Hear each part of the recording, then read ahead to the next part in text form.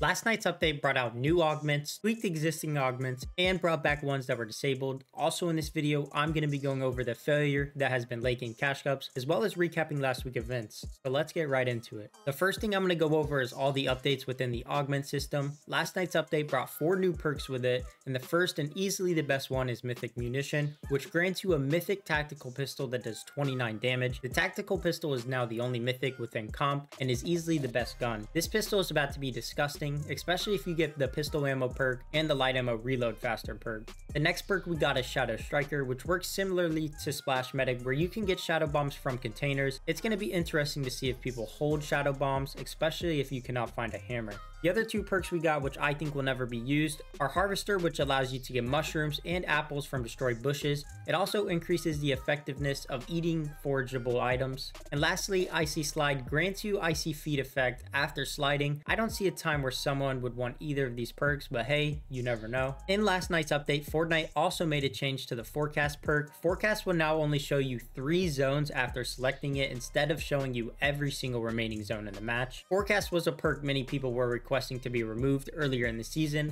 I think this change is good, but I still think people who get Forecast will just save it for as long as possible until using it, but nonetheless a good change.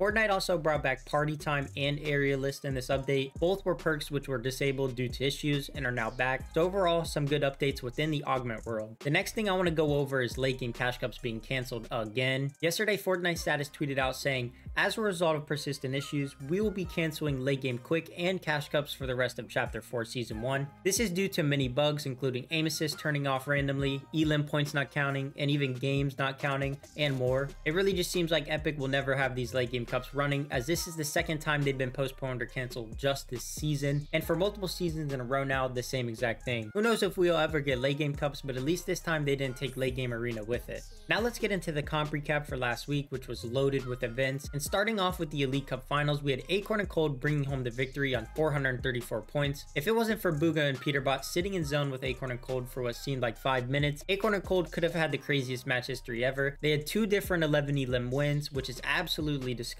One of those being off an insane Cold solo clutch where he had 80 limbs by himself. Next, coming in second place was Agers and Kanata on 385 points. They had an okay start to the tourney and then followed that up with a great finish, including a 13 elim win. Kanata and Agers are constantly having to deal with 4+ teams around their drop spot, and it's crazy how well they're doing given these circumstances. Coming in at third was Yamzo and Rise on 297 points. Back-to-back top 3s already for Rise and Yamzo this season.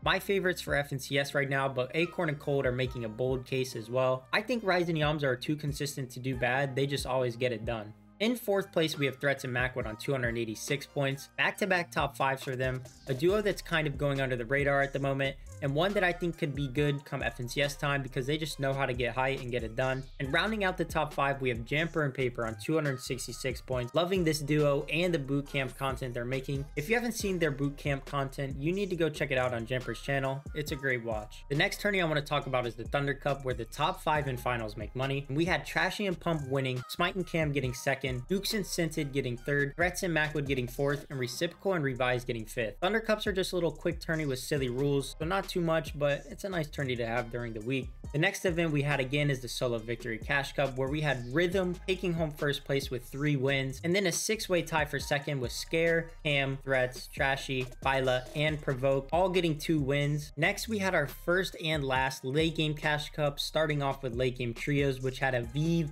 Donnie, and Cam winning another trio event for like the 30th time. 2nd place, we had Dukes, Mero, and Edgy. 3rd place, we had Trasher, Casker, and Clarity G. 4th place, we had Cease, Day, and Tragics. And in 5th place, we had Skittles, Yamzo, and Rise. And following that up, we had the late game Solo Cash Cup, which had Chimp coming away with a victory, Polo coming in 2nd, Pump coming in 3rd, Rise coming in 4th, and the Yamzo coming in 5th. So overall, not a bad competitive week and not a bad update this week. Really wish we could have seen some more map changes, but at least we're getting some new perks and stuff at minimum. If you guys enjoyed this video, it'd mean a lot if you liked the video, and if you are new, make sure to hit the subscribe button. Under 300 subs away from 1K, the finish line is in sight. Thank you all for watching this video, and I will see you guys next time.